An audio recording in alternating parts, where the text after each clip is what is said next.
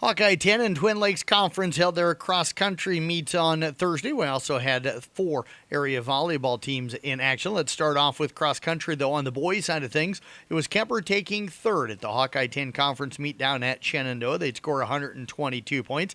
Dayton Wiederum led them in 8th place, while Fletch Bating would finish up in 16th place. ESAC and South Central Calhoun were at the Twin Lakes Conference meet up at Sioux Central. ESAC won it with 50 points, edging Sioux Central. South Central Calhoun was 7th with 167 points. Declan Spencer would finish 16th for South Central Calhoun, with Joe Thielen finishing up in 29th place. For Esac County, Landon Sporer took second, and Riley Aragon would finish up in third. We move over now to the girls' side of things. It was again South Central Calhoun up at the Twin Lakes Conference meet. They did not have enough runners for a team score, so no team score for them. Iris Melody would lead them, finishing up in 9th place. Jossa Hopper would finish in 16th. Kemper down at the Hawkeye 10 would finish 8th with 172 points, and Asida led them in 24th place. Casey Wiederin would finish up in 29th place. Moving over now to volleyball, Kemper knocked off number 7 Sergeant Bluff Luton, a top 10 matchup, 20-25. 25-17, 25-23, and at 25-20, Colby Peter had 13 kills and 2 aces. Mariah Houghton had 11 kills and 3 digs. Carroll sweeps by Boone 3-0, 25-23, 25-19, and 25-18. Josie Riddle had 31 assists, 11 digs, and 2 aces. Aubrey Drake would finish up with 18 digs. South Central Calhoun and Sioux Central are at Newell Fonda. The Titans fell to Newell Fonda 3-0, 25-22, 25-19, and 25-11. Blair Schleichman had 3 kills and 12 digs. Olivia Weiss would finish up with 5 kills to go with 10 digs and 3 aces. The Titans fell to Sioux Central 3-0, 25-23, 25-22, and 25-18. Sadie Wheelock had 11 kills and 3 blocks. Sydney Stewart added 18 assists and 9 digs. And Esac fell on senior night to El Toroya 3-0. 25-17, 25-8, and 25-20. Jordan Carroll had 15 assists to go with 5 digs. Sarah Bontrager added 3 kills to go with 13 digs.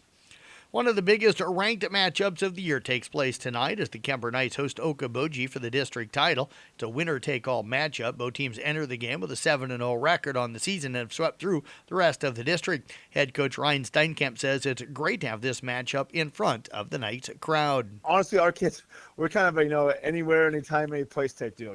They're excited about this opportunity.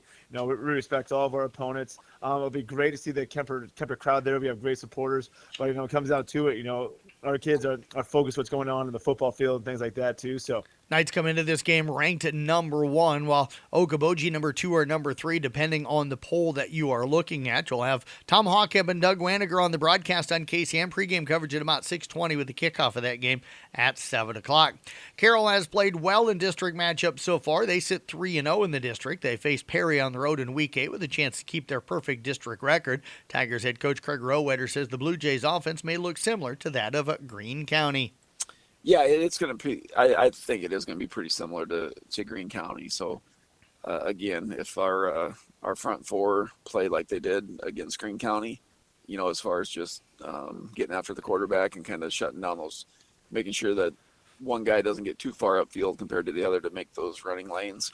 Carroll had an excellent defensive game against Greene County. Perry will have a different personnel, but the game plan for the Tigers defense will remain similar. That game on Kick 106.7 with Nick Brinks on the broadcast. Pregame again about 6:20 and the kickoff at 7 o'clock.